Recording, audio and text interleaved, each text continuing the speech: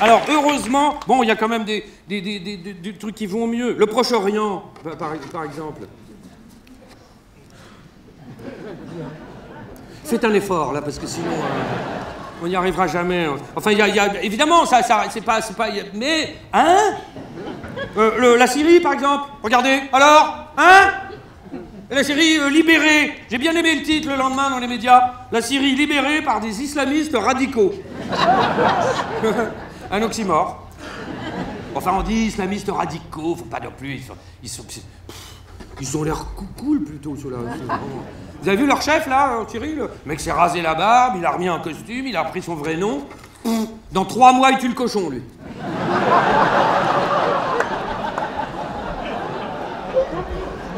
Mais j'espère qu'ils sont pas dans la salle. Et alors, mais il y a des pays quand même tu te dis, la Syrie, le Liban, tout ça, tu te dis, il y a des pays qui n'ont pas de bol. Hein.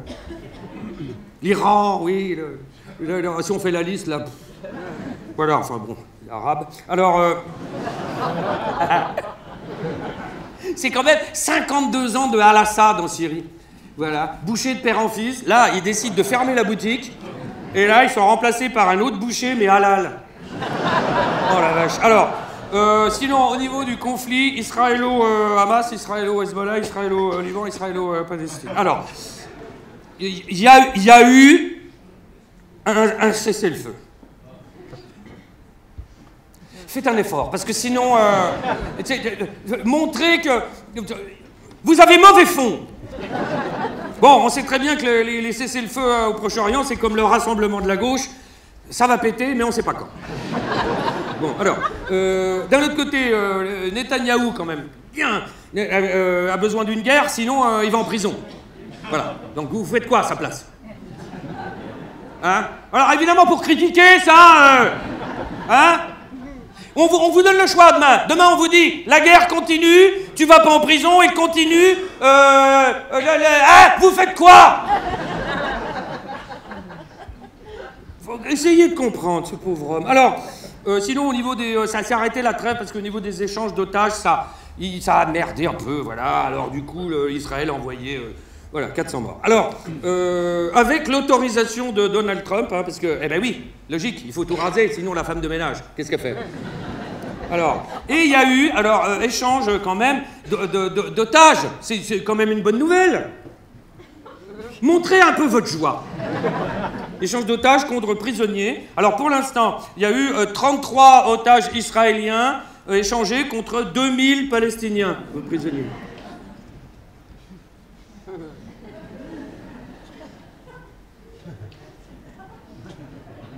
Vous, ça vous étonne pas.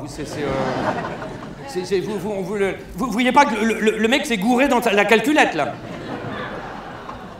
Et alors, non seulement ça, mais on apprend, je sais pas si vous vous souvenez, que de 33 otages israéliens libérés, attendez, et 5 Thaïlandais.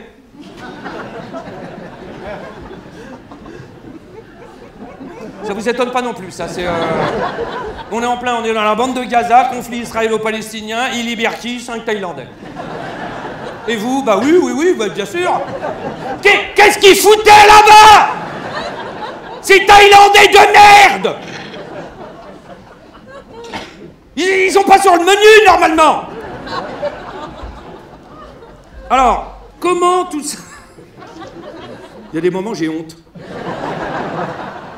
Mais ça passe très vite. Alors, comment tout ça va-t-il finir au Proche-Orient? Alors, j'ai une théorie. Alors, comme vous l'avez vu, le chef du Hezbollah pro-iranien au Liban a été tué par l'armée israélienne. Enfin, tué, explosé, façon puzzle. Hein. Même le bâtiment. Hein. Le bâtiment, c'est un trou maintenant. Lui, c'est un paix. Bon. Explosé façon puzzle. Le chef du Hamas... Hein, dans la bande de Gaza, qui remplaçait déjà celui qui avait été tué avant, a été tué aussi. Voilà. Donc, tous ces boulots, c'est des CDD. Hein. Voilà. Pourtant, ils reçoivent beaucoup de dossiers de candidature. Parce qu'ils sont bien aussi. Et on a beau dire aux mecs qui veulent les remplacer, on leur dire, c'est un boulot, c'est 4-5 semaines là, hein, en ce moment. Hein. Non, j'y vais. Et alors, j'ai fait le calcul, comme ils sont bien tarés aussi, et pour succéder aux deux chefs, il y a des milliers de personnes, j'ai fait le calcul, ça peut durer plus de 2000 ans. Alors, le problème, c'est que, s'il n'en est pas un, avec le dérèglement climatique, dans 2000 ans, de toute façon, la bande de Gaza, recouverte par les eaux, le Proche-Orient d'ailleurs, tout ça c'est recouvert par... le Proche-Orient, ça va être une grande mer. Et là, il y a un mec qui va arriver, avec plein de gens derrière lui, un bâton, et ça va recommencer!